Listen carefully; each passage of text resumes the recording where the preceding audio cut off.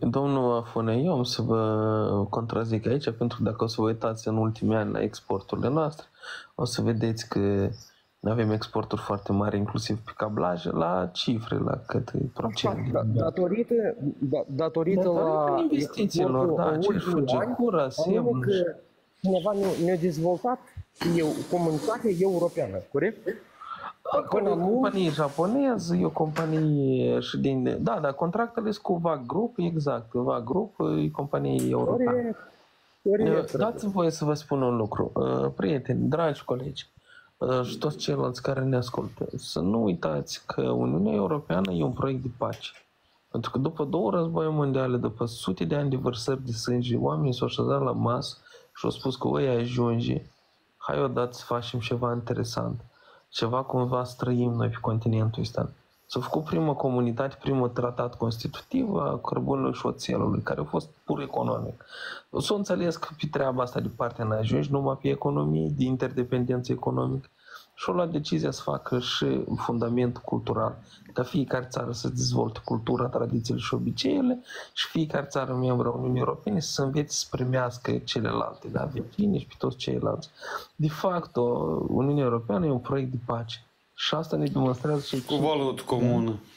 Da, nu, asta e un cuvânt foarte, foarte super, care ai spus tu, cu o valută comună. Nu este adevărat, asta e... Până la momentul dat, măcar luăm parte de Uniunea Europeană. Nu, Uniunea Europeană, nu toate statele, nu toate statele evoluă cu valută comună. Domnul Afone, dați-mi voie să vă spun un lucru. Nu în toate statele de Uniunea Europeană este o valută comună. Valută comună duce după sine unele... Poate fi și unele probleme, pentru că o bancă națională, o bancă europeană care controlează euro, poate să, când scoate reguli de reglementare, ele nu poate să convină la toate statele. De exemplu, Germaniei trebuie unele reguli de reglementare, Italiei trebuie altele, Irlandei altele. Și a fost situația asta în 2008-2009, a fost o criză din cauza asta și multe state să mențin valuta sa națională ca să poată reglementa Banca Națională. De exemplu, Banca Națională a României reglementează leu. Care are recurs la euro. În fine, nu despre asta e pur economic. Eu vreau să vă zic altceva. Uniunea Europeană e un proiect de pace. 72 de ani, niciun stat membru al Uniunii Europene n-a avut război pe teritoriul său. Niciunul. De când există Uniunea Europeană, niciun stat membru care a devenit membru al Uniunii Europene n-a sărășit. Absolut toate statele devin membru al Uniunii Europene și cresc. România a crescut din 2007 până acum cu 870%, mai mult de 8 ori. Economia, produsul intern brut. Și acolo se lucrează inclusiv pe compartimentul de justiție. Da, este corupție, da, sunt probleme și în Uniunea Europeană, dar dacă comparăm asta cu ce se întâmplă la noi sau ce se întâmplă la noi 4 ani în urmă, e mult mai rău. Și de asta noi trebuie să mergem pe o evoluție și da, la un moment dat poate și Uniunea Europeană o să aibă și structuri suprastatale, o să aibă un parlament care direct dă legi, un guvern care direct reglementează, poate să fie și Statele Unite ale Europei la un moment dat. Chestiile astea se discută ca să se transforme la un nivel mai înalt. Dar la momentul de față avem ce avem, e un instrument care lucrează, e un instrument democratic, e un instrument de pace și trebuie să fii prost să nu vrei să trăiești tu ca ei. Chiar trebuie să fii prost. Da, eu am să adaug aici la datorită comunității europene, corect? Nu, o secundă, eu am vrut să adaug să nu uităm cât de șmecher la momentul dat să încearcă cumva de a integra regiunea transnistriană să vii acasă fără graniță. Ia uitați, la momentul dat exportul regiunii transnistriene s-a ridicat la 80%. Eu știam de 80%, hai să spunem cu... E 76%, ceva așa e exportul. Nu spun 80% ca să nu mai îmblu cu bănuți, 80% se duce în Uniunea Europeană. Oameni buni, cât de gândit a fost făcut pasul ăsta, da? Pentru că, ia uitați-vă, aduceți-vă aminte, când a început războiul, cineva spunea că trebuie recunoscuți, că trebuie separați, că trebuie înădușiți economic, dar dându-le posibilitatea la oameni să iasă, să vadă, să exporte, la un moment dat oamenii singuri de acolo să spună, băi, dar noi nu vrem să mai fim cătini. Că nu cam, de grabă. La mine soție din regiunea aceea și nu de grabă. Alex, eu ți-aș spune că step by step, Nu de pas grabă. cu pas, o să Trebuie timp. Foarte mult timp. 30 și ceva de ani și eu stat, nu. Soție dintr-un sat, zicem de astea, moldovenesc, cum spun ei, într-un sat moldovenesc, unde tot satul vorbește moldovenește, regiuni. În școala din sat era școală moldovenească. Anul ăsta și fac drașii, mai scuzați de expresii, schimbă statutul școlii din școală moldovenească în școală rusă. Tot satul moldovenesc, ei vorbesc în, zicem, hai, după alor, în moldovenești. Și îi schimb statutul în școală rusă. Și știuți așa, e nu destul ca o limbă stălcită, foarte greu, că da, am 21 de ani de când sunt căsătorit, de aproape 22. Fiecare dată trec acolo, și cum îi văd, cum vorbesc, ca să-i jeli. Noi stăm că o schimbat dăm școală din moldovenească în rusă. Pentru și șestius la deci băieți, voi acasă, toți sunteți moldoveni, toți vorbiți moldovenești, zici așa, voi gata, dar băi, că ați ducă la Rusia, chiar zic, la Rusia și trebuie să înveți. Corect să zici și râsăia. Domnul Alex, dați-vă să vă spun un lucru. Uitați-vă, procesul integraționist, el se începe de pe ambele maluri, nu numai de partea noastră, dar și de partea lor trebuie să înceapă. Și ce a spus Rudi, eu total sunt de acord cu ea, pentru că acești oameni trebuie să vadă o altă soluție, o altă viziune și o altă direcție. Credeți-mă că business-urile mari și cei care mai fac ceva acolo nu își văd viitor decât cu Europa, pentru că ei au 80% de realizare în Europa. Oamenii de rând încă mai este de lucrat cu dânsii. Eu propun să începem și de la noi. Încetăm să-i numim Transnistria și începem să-i numim raioanele din stânga Nistrului. Pentru că astea sunt raioane... Ei am adoptat și o lege dacă îi numești transnistrieni. Nu mă interesează legea lor. Este o recomandare inclusiv de la biroul nostru de reîntregire ca să numim raioanele din stânga Nistrului. Într-adevăr, trebuie întărite de stat și atât. Ele sunt raioanele noastre. Eu vreau să vă zic, ele sunt raioanele noastre a Republicii Moldova din stânga Nistrului, care sunt luate prizonieri sub ocupație de o armată de ocupație. Atât. Ocupație. Atât, e greu. Liberatori, odată, știi, când au venit ei. Nu, sunt ocupați și nu mai umblăm cu... Noi ne-am nimerit lucrurilor pe nume. Uite, la mine, adică eu și copiii mei avem cetățenie română. Numai soțul pri 2 ori refuz, că regiunea îndată, niciodată nu a fost sub... cum vă spun? Din regiunea, nu a făcut parte din statul român. Și vă zic că dacă mai aveți cumva ceva să dați la cetățenii, 2 ori am depus acte pentru soții, că eu dețin cetățenie din 2000. Și iarăși, după ce m-am căsătorit, zic de cumva să facem și soția să aibă. Copiii au, tățau, soția n-are. Hai, eu am zis că bine, mersi că e liber, nu putem circula prin Europa cu pașaportul moldovenesc, liber, te duci unde vrei, la odihnă, am fost și la Paris și unde numai n-am fost. Iarăși, asta e liber. Da, că asta tăți încheie, asta cum, eu copiii pot să mă duc unde vreau eu, dar cu soția nu pot să mă duc nicăieri, așa ies. E o problemă foarte mare pentru la mine în familie, de exemplu, momentul este. Păi dacă nu ești căsătorit, mă scuz, dacă nu ești căsătorit cu... Eu sunt căsătorit, da, iarăși, ca să deții și soție. Nu e posibil. Cetățenie română, eu trebuie să trăiesc în România, să plătesc impozit în România, măcar de curs 5 ani trebuie să vii organe de resurs, să ne controleze că noi într-adevăr trăim în România.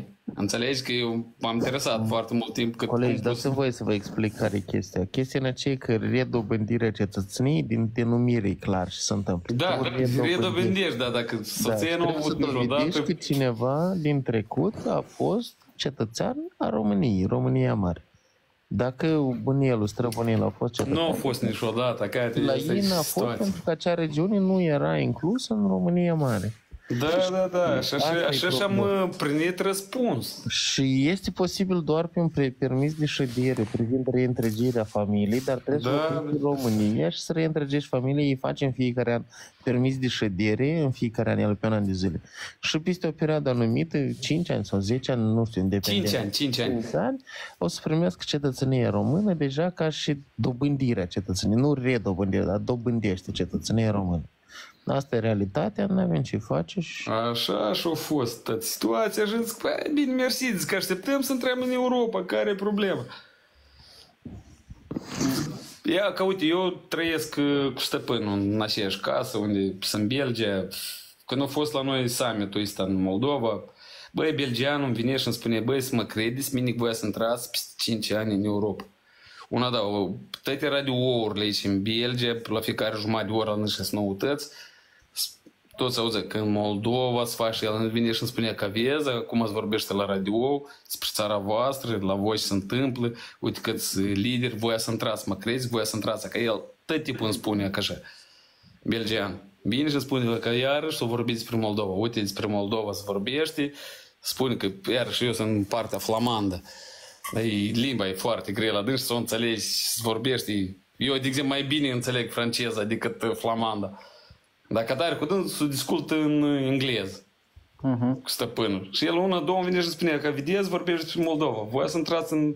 El, că, nu știu, el îmi priviți la asta și eu tot sunt optimist. Când zic că noi să intrăm. Și zic, voi aveți mare șansă, voia să intrați în Uniunea Europeană. Trebuie să votăm da la referendum, băieți. Dacă nu votăm și nu trece referendum ăsta, partenerii externi... Băi, noi nici pierdut dacă chiar nici n-a să treacă, dar asta tot depinde de următoarea guvernare. Alex, dacă nu o să treacă referendum, asta înseamnă că nu o să adăugăm chestia asta. Nu, o să fie mai problematic, Ion. Nu o să fie mai problematic mai departe. Da, ascultă, Alex, nu măresc altceva. Zicem că noi suntem toți... Mai oameni buni! Nu vorbiți toți odată că m-ați asurzit. Mulțumesc. Iar fumatul dăunează grav sănătății dumneavoastră și a celor din jur. Aduc Dumnezeu de chestia așa. Domnul Alex, dacă vă explic o chestie importantă. Dacă nu trece referendumul, noi nu includem chestia asta în Constituție. Da. Acolo niște ierburi, eu stăpân pe mut, că se aude cum tai, nu știu ce tăiet acolo. Dacă nu includem asta în Constituție... Iarbă la câini. Dacă nu includem asta în Constituție, nu într-atât de mult contează că nu o să fie inclus în Constituție, poate sunt și alte metode, dar în fine. Dar o să uite comunitatea europeană, uitați-vă la comunitatea europeană ce e. Comunitatea europeană sau Uniunea Europeană nu e nimic altceva decât un investitor acum în periferiile sale. Republica Moldova este periferie a Uniunii Europene și vor să investească aici bani. Ca să investească, trebuie să aibă și o siguranță. Nici un investitor nu vine să investească dacă nu vede o siguranță în investițiile sale. Și în momentul când o să vadă că noi suntem niște rășiți și nu putem să votăm dacă vrem în lumea civilizată, ei se uită foarte straniu la noi și a zic că, bă, dar pentru ce să le mai dăm granturi, mai nu știu ce acolo, chestii? Da, dacă nu o să ne dăm darea de seamă corectă, pierdem toate. Tot e simplu. De asta noi trebuie pur și simplu ca o societate matură care înțelege ce vrea, a înțeles drumul, a înțeles calea, a văzut exemple, a discutat cu toți. Noi avem atâtea delegații, atâta lume vine. Oamenii ăștia se pui întrebarea, dar pentru cine mai duc și noi la rășiții ăștia? Mă scuz, domnul Melnic, dar uite, partea de sud, clar că n-ați votez toți Găgăușii, clar că n-ați votez Europa. O să spun că e foarte mare interes față de Uniunea Europeană. Dar cine-s Găgăușii? Găgăușii trebuie să ne stimeze în primul rând la vot. Ca noi le dăm voie să voteze și gata. Dar fonea asta mereu zice Brăduțul sau mie mi se pare? Răduțul să-mi pare, sau Brăduțul, nu știu. Eu în general tac. Eu acum compun o melodie, măi nene. Eu cred că majoritatea îți voteze da, pentru că, nu știu. Eu îndemn oamenii să iasă. Nu, soarta care vrem noi depinde. Stimate domnul Afonea, dați să fim mai puțin așa xenofobi sau mai puțin cumva tăioși la declarații. Etnia găgăuză este cetățeana Republicii Moldova și beneficiază exact de toate drepturile de care beneficiază orice alt cetățean al Republicii Moldova, de orice etnie. El e cetățean și are dreptul să voteze ca și toți ceilalți. scopul nostru e să ajungem la fiecare om de orice etnie n-ar fi și să le spunem de ce trebuie să aleagă o cale sau alta. Înțelegeți? Atât. Haideți să nu fim tăioși, nu fim răutăcioși. La mine soția e din Comrat și eu merg în Găgăuzia și eu eu din partea asta de la sud, nu? Eu văd o evoluție acolo, dragii mei. E ok tot. Omul iese în Comrat și spune pe centură Comrat și îți duci la Vulcănești sau la Cicur Minjir sau îți duci la același Congaz unde e Orhei Lându și Congaz Lându și l-a făcut. Și el merge pe drumul ăsta european, pe tot sunt pancarde europene și el e șocat că el nu a văzut în viața lui așa drumuri în zona aceea. El vede cum se construiește spre Vulcănești, el vede că merge interconectare energetică. Da, el a fost supărat ca și toți ceilalți au fost supărat pe gaz de 30 de lei. Dar gazul deja nu mai este 30 de lei și el se ieftinește. El era supărat de energie electrică de 5 lei, dar energie electrică e un leu 80. Și a să fie leu 80, la următoarea factură mai ieftin era pe timpul Dodon de un leu 93. El era supărat că era 34 de lei pe carburanți, dar acum e 19, 20. Gata, s-a terminat timpurile alea. Memoria legătorului e de 6 luni. Asta e atât, nu știu cum spun. Bun, și noi să intrăm în Uniunea Europeană. Eu am început acolo să spun de salariu de 500-600 de euro și 800 eu am... Radu, ce o să întâmple după ce o să intrăm în Uniunea Europeană sau Nea Florean să-ți spun? Eu am vrut să zic salariul de lucru să fie săptămânal, eu am avut în vedere că să fie 500 de euro pe săptămână. Asta eu cred că fiecare angajator poate decide, nu neapărat să fie o lege la nivel de guvern. Nea Florean, ce faci? Bună seara! Bună seara! În primul rând eu am intrat... Bună seara, bună dimineața la unii dintre voi. Bună. Eu vreau, înainte să revin la ce ai spus tu, Melnic, vreau să-i spun lui Alex, parcă spunea că soția e din Transnistria. Și ar putea să caute între bunici, străbunici, care au trăit în perioada 1941-1944, când Transnistria a făcut parte din regatul României și toți de acolo aveau cetățenie română. Deci ăia 3 ani ar putea să-și caute ceva pe acolo. Poate are bunici, bunică, nu știu, străbunici. Poate, nu știu, am zis să dau și eu un sfat. Acum vin la tine, Melnic, am vrut să spun mai devreme. Melnic, eu sunt sigur că tu ești de acord cu o formă de dictatură. Și înainte să sări pe mine, o să spun, o să ești de acord cu dictatura statului de drept. Dictatura legii, exact. Nu dictatura legii, dar dictatura legii. Aveți grijă dumneavoastră. Uitați-vă întotdeauna la drum. Respect. Ai spus o vorbă la locul care trebuie, potrivit. Ai ascultat și ai scos-o la iveală. Respect. Iar acum să-i spun lui Radu. Radu, chestia cu plata la săptămână, dar ține de o reglementare legală a fiecărui stat în parte. Asta e clar, dar noi în nu România facem nu se plătește la săptămână. Ar trebui și eu să îmi place și mie sistemul ăsta la săptămână. Iar faptul cu 500 de euro pe săptămână, deci 2000 de euro la lună, uite, România încetul cu încetul, deci după 17 ani de Uniune Europeană, să cam apropie de dezideratul ăsta al tău. Da. Să cam apropie. Dacă vreți, pentru mine cel mai bun exemplu, eu n-am mai fost în țară de 3 ani, am fost anul ăsta și am aflat că o femeie de la curățenie, e drept în zona Bucureștiului, dar nu în București, lângă București, câștigă, are salariu net, deci bani în mână. Ascultați bine, 1200 de euro pe lună, la curățenie, care nu îți trebuie nu știu ce calificări, ce școli, 1200 de euro. Și știți ce face? Mătură străzile într-un cartier de lângă București, într-o zonă de locuit. Nea Florian, dă-mi voie să zic ceva. Am o cunoștință, o doamnă extraordinară, îi spune Ira Luca. Ea e foarte activă pe internet și îndeosebi a participat în multe chestii, inclusiv la ajutorul băieților din Ucraina.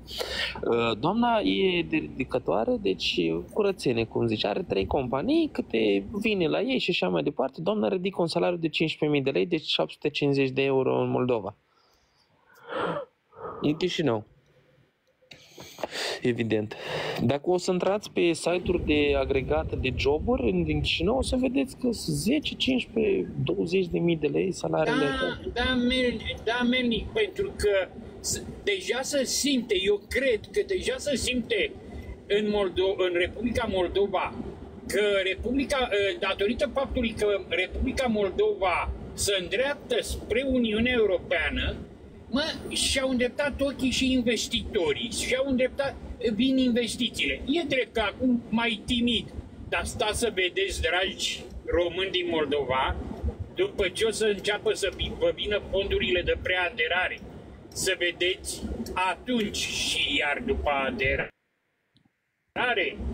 mai ales că eu am mai spus, Moldova are o șansă să facă ce a făcut România în 17 ani, să facă poate în 7-8 ani. Pentru că fiind o țară mai mică, o populație mai...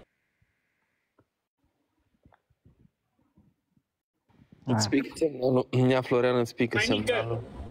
Va fi mult mai Uniunea Europeană să ajute Moldova să vină. Da, am sezizat și eu. Dacă mă aud, Melnic, băi, te ascultam mai devreme cu sondajele. Pe mine m-ai nebunit cu chestiile alea 26 întreg și 8. Știi, noi folosim 26,8, 26,8%,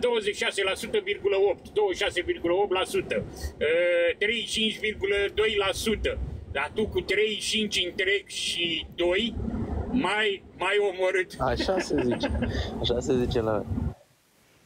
Fără virgule, e întreg. Uite, Nea Florian e foarte corect. Uitați-vă, noi, cum v-am zis, studiem din profund acum procesul integraționist în Uniunea Europeană și să știți că integrarea este și până și după aderare.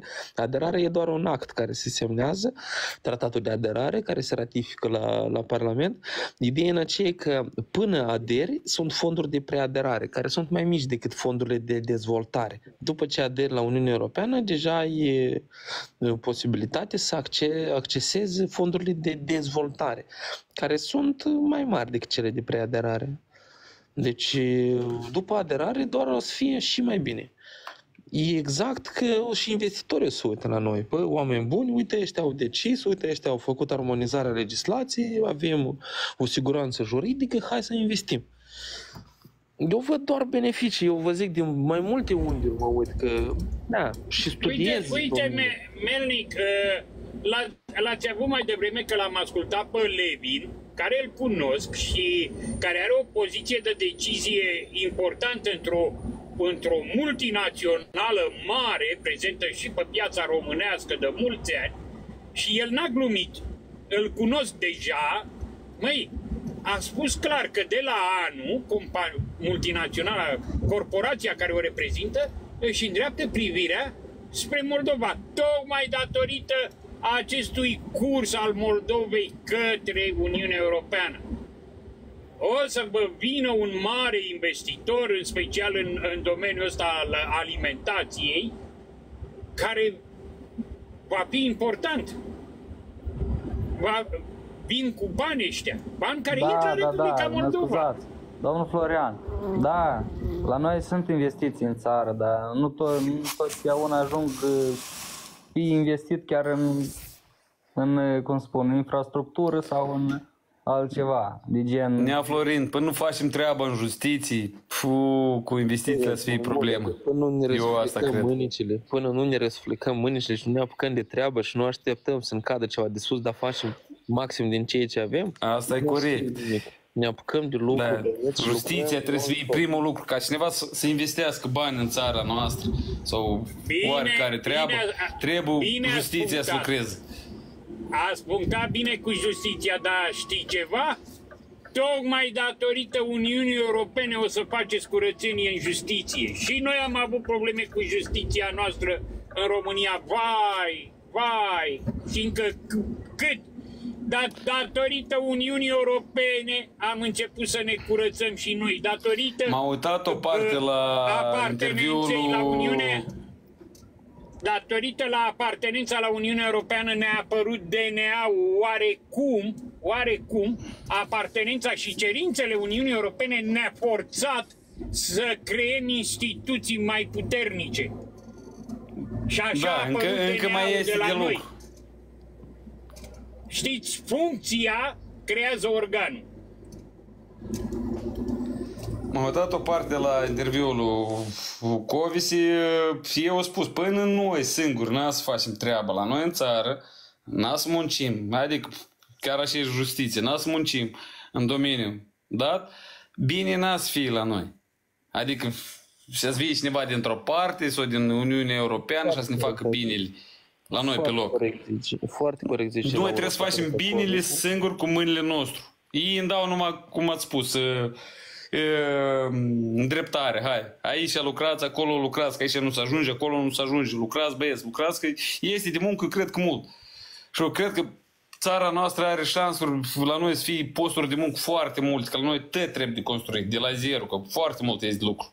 Da, dar vedeți că, ia că ascultați, eu pur și simplu am fost, vă zic că am fost pe Irlanda, Italia nu contează. Deși nici nu-a plăcut în Irlanda, chiar și în sat și asta, toate drumurile și tot făcute. Ca la noi să fie tot făcut, vă zic, că infrastructura să fie frumoasă, el deja să pornească și economia în partea de lucru sau chestii sau nu știu ce acolo, să fie și posturi de muncă, transport și așa mai Radu, tu ai corect dreptate, înțelegi? Dar nu este de lucrat foarte mult. Că noi am văzut multe lucruri. Eu nu pot înțelege și iarăși toți funcționarii noștri publici nu vin și văd cum se fac drumurile, cum se fac structura, cum se faci, nu mergi cu viteză mare. Că iarăși tot asta e o artă, e o știință.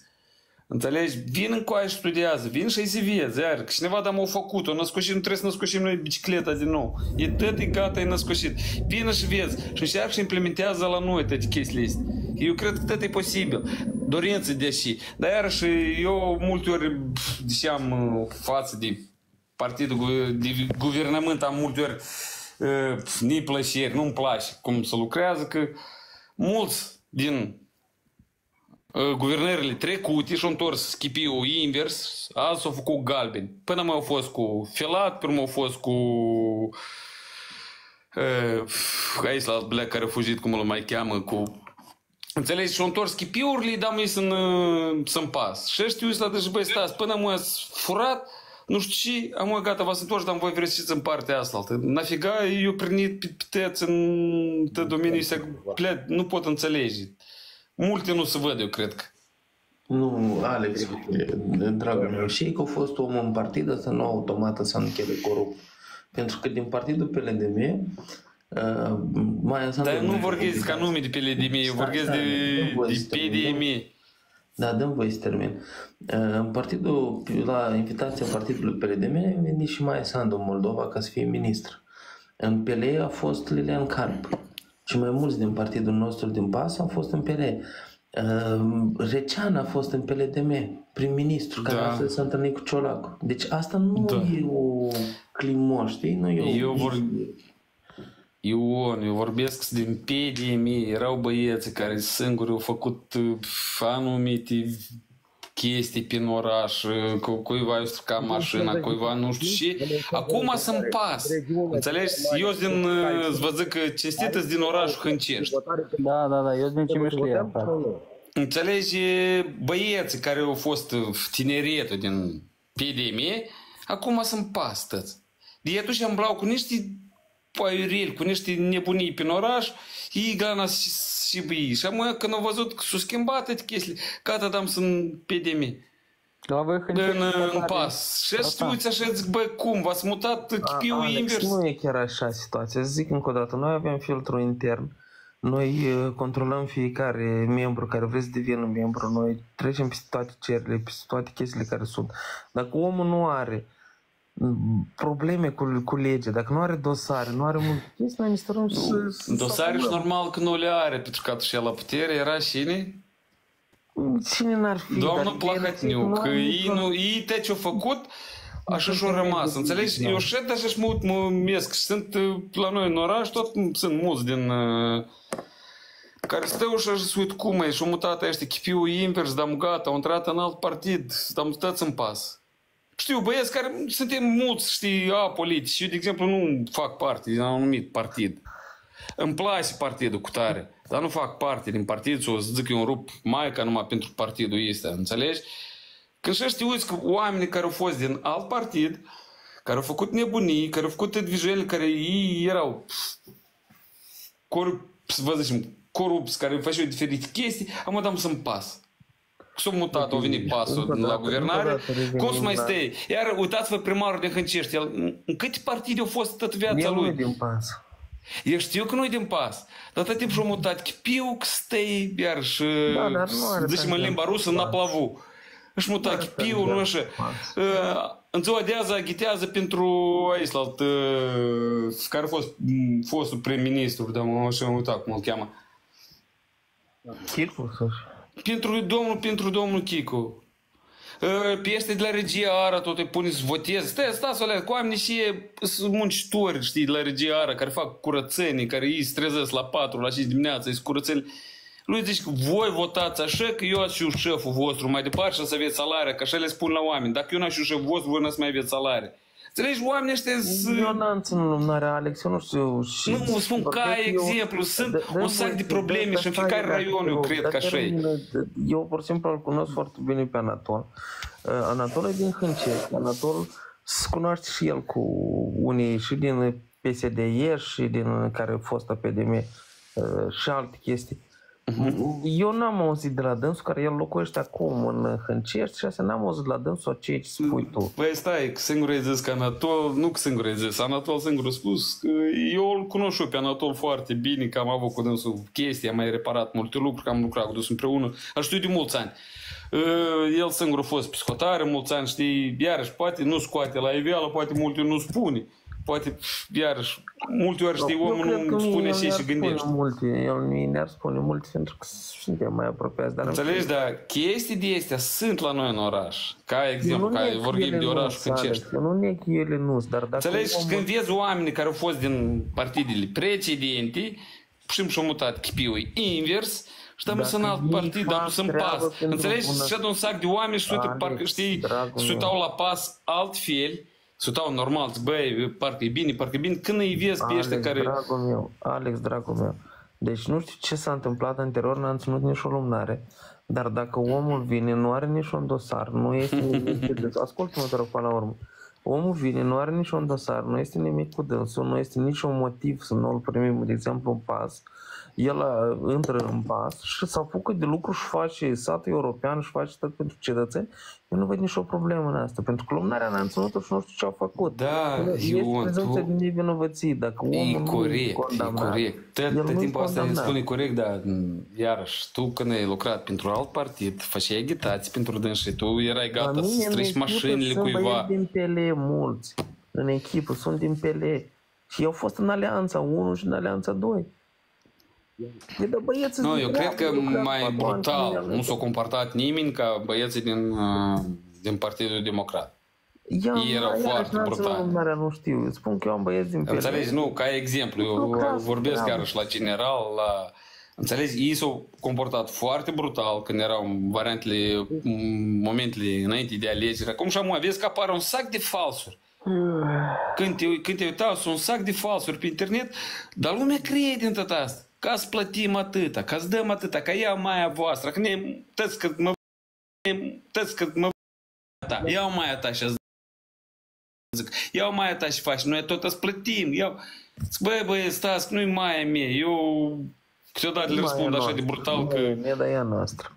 Nu, dar așa îmi spun că iau maia ta, zic, băi, nu e mie, eu ți-ai pentru dânsa gândesc că mai bun președinte, că dânsa nu a fost în istoria Moldovei. Eu am zis, băi, dați-mi vreunul care vreunul a făcut măcar ceva, nu, măcar... Dragul meu, uite, cel mai bun judecător e timpul. Hai să mai Corect. puțin, să vedem cum o să schimbe lucrurile. Corect. Să meargă. Da. Haideți să nu fim Teta, să vedem. prematuri. Da, să le vedem pe toate. Și eu sunt Tata, să sigur vedem, vă mai rămas câteva săptămâni și Dar tata, să nu vedem. vorbim de alegerile astea, noi vorbim de îndeosebi, că alegerile asta e una, dar după ce ești ales trebuie să te apuci de treabă. Corect, mi-mi place Melnic, Ion. Mi-mi place că tu știi, ești poate. Eu nu fac parte nici într-un partid, eu sunt un simplu om, eu nu mă pricep în politică, crede-mă pe mine. Nu că nu mă pricep. Îmi dau eu seama, eu... Aici tu deja faci politică. Eu simplu om, dar cât urmăresc, multe chestii. Dar eu spun că mie îmi place că, știi, nu contează ca Melnic, Ion și partid faci sau și acolo, dar el se gândește ca după asta, știi, și așa, bă, cum? Și Deci normal dacă trăiesc așa eu pentru Moldova, ca acum, știi, nu pentru altceva. Da, pentru dreptate. Păi, ți este foarte mult de lucru. Acasă nu avem de lucru cât hău. De acord. Foarte mult de lucru și eu la nota asta de foarte mult de lucru am să mă retrag pentru că mâine să mă trezesc dimineața și să mă duc și am Da. Am mai simplu să alte ore, iarăși, tot mâine cineva e la lucru, poate cineva nu. Ok, o seară bună și vă doresc numai bine la toți. Melnic, știi ce-mi place? Nu așa că sunteți aici, că ați spus toți că trebuie să vă puneți pe lucru, să lucrați, să munciți, pentru că știți cum e, Uniunea Europeană îți dă, dar nu-ți bagă și în straiță. foarte Da, adevărat. trebuie să Corect. munciți. Corect, este Și a plecat Radu, că el tot zicea de infrastructură. Eu mi-aduc aminte și poate unii dintre voi știți și voi, infrastructura României în 2007. Vai mama noastră cum era. Și uite că România, la nivel de drumuri naționale, dar chiar și comunale, avem o infrastructură bună, am intrat în Uniunea Europeană cu 100 și un pic de kilometri de autostradă, acum avem 1000 și avem autostrada Moldovei care se construiește integral cu bani europeni, deci nu cu banii de la noi, de la români, ca să spun așa. Ne dă Europa, ne-a dat Europa bani să ne facem o autostradă de la Suceava până la București. Noi așteptăm până la Iași, măcar să fie. O să fie. O să vedeți. Poate că viața o să fie. noastră, dă Doamne să fie, eu vreau să merg pe autostradă până la Iași. Eu zic că până în 2030 o să avem și Iași, Târgu Mureș, Oradea, o să avem și Siret, București. Doamne, poate, știi, să mergi mai ușor, să treci. Eu pun pariu cu voi aici. Bă, domnul, îmi place când văd că se lucrează, când văd și văd camioane. Dacă tot am atins tema de infrastructură, noi am reușit în 3 ani de zile să facem de 3 ori mai multe drumuri decât s-au făcut în 10 ani până la noi. 700 de kilometri, s-au făcut 200 de kilometri până la noi. Noi avem în plan să facem încă 3000 de kilometri de drumuri în următorii 4 ani de zile. Și cel mai frumos este că s-a pornit, cum și-am zis, podul acela de piatră Ungheni, care o să fie interconectat la autostrada Unirii, care la rândul său o să fie interconectat la autostrada europeană. Plus la toate s-a pornit studiul de fizabilitate care o să dureze, dar din fonduri de preaderare o să facem autostradă în Republica Moldova, Iași, Ungheni, Chișinău, Odessa. Deci astăzi, cum și-am spus, vorbim deja despre autostradă în Moldova. Ion, dar încercați să fie, nu știu, s-a luat un interviu la partea de sud, despre Găgăuzi, iarăși, să fim noi, le spunea, uite, s-au făcut atâtea drumuri. Știi ce? Că eu citem, multe ori citesc comentariile sub, nu scriu comentarii, pur și simplu le citesc. Că noi avem de plătit, că noi să plătim credite toată viața, tot familia noastră, toți copiii noștri. Eu citesc comentariile astea și mulți, păi oameni buni, s-au făcut drum, că eu am fost, nu de mult, recent, vreo câteva luni în urmă, că m-am uitat și zicem în limba rusă, și maștab, se construiește drumurile, am zis, bă, bravo, uite și drum. Și eu nu pot înțelege, nu știu, poate mintea la mine e mai scurtă, dar deși în regiunea de sud, anume, deși în regiunea de sud se construiește în așa... Pentru că drumuri. interconectarea cu Giurgiulești nu numai regiunea de sud, că a fost Păi este... spre nord și Hai să ieșim, desluăm ieșire din Chișinău. Păi sunt probleme, eu înțeleg asta, dar Chișinău asta ține, cred face că de doar primar. municipiu, Da, Eu cred că asta ține de primarul Chișinăului, dar știi, noi ne stăm și ne uităm, știi, uite, le face la oamenii ăștia drumuri bune, ei tot nu sunt mulțumiți de chestiile astea. Băi, stați alea cu... Eu am mers pe drumuri și el nici nu-a plăcut și am văzut cât lucrează bine la dâns. Iar voi nu sunteți mulțumiți, că noi să avem de plătit și normal, toată lumea plătește. Asta ce spun ei, scriu prin comentarii, să scriu o porțiune de oameni. Eu înțeleg, sunt boți. Nu, Alex, dragul meu, dă să-ți explic politic-tehnologic, dacă îmi permiți. În primul și în primul rând, uite, noi suntem oameni cu rațiune, oameni inteligenți și noi când spunem ceva sau când scriem ceva, atunci când avem ce spune, corect? Nu atunci când scriem, suntem concreți și atunci scriem. Oamenii care au un nivel de inteligență mai redusă, mai joasă, ei, fără să-și dea seama, scriu tot așa înainte. Și de asta mai des apar comentarii prostești, mincinoase, prostești, dar asta nu înseamnă că anume această pătură a societății predomină.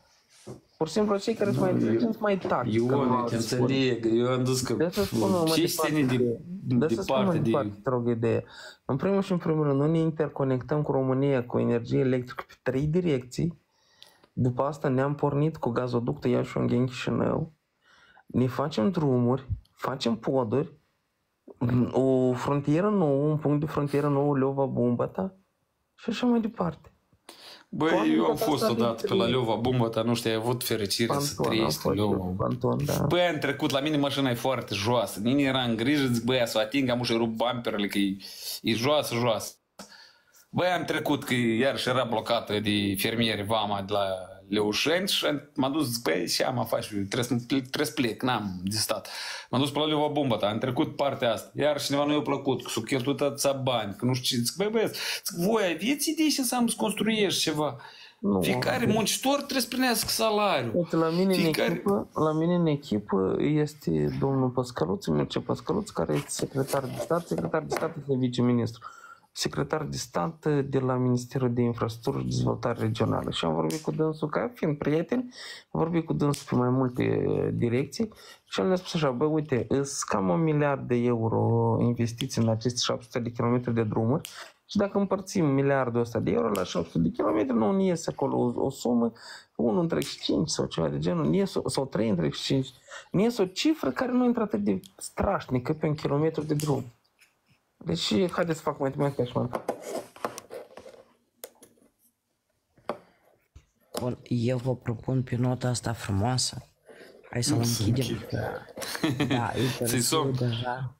Da, mai ierți, rog, de 1.420.000 de euro este un kilometru de drum, care este sub norma europeană de 3 milioane. Deci aici și mai ieftin un kilometru de drum decât în Europa se face. Eu mai stai de vorbă cu niște ingineri în domeniu, în construcții, care ne-au spus, băi băieți, nu uitați că la noi să avem altfel de pământ în comparație cu Germania, că noi mulți ori ne comparăm cu dânși, cai cu Germania, că la Germania costă 1 kilometru de autobahn atâta, că zic, băi, dar noi avem alt sol, altfel de structură, la noi mai scump ies și plus noi nu avem materii prime. Asta eu vă mulțumesc la toți care ați fost. O seară bună. Mai facem și mâine cu Doamne ajute. Posibil, dar mâine trebuie să dormim, dar în caz nu am dormit. Nea Floreane, mătale, ai grijă la volan. Acum, pentru că nu știu de ce Brăduțul e tăcută, spun eu în loc cu ei, fumatul dăunează grav sănătății. Da, corect, dreptate, da. Bun, oameni frumoși, eu vă spun mulțumesc. Cu Doamne ajută, ajungem până mâine sănătoși și mai deschidem un live, că a fost cu adevărat un live frumos. Mersi mult și somn dulce la toți. Sau ne vedem mâine. Eu acum vă înjur, vedea și în Uniunea Europeană. Cu Doamne ajută. Bun, v-am pupat. Pe mâine. Da, mama, a venit aici.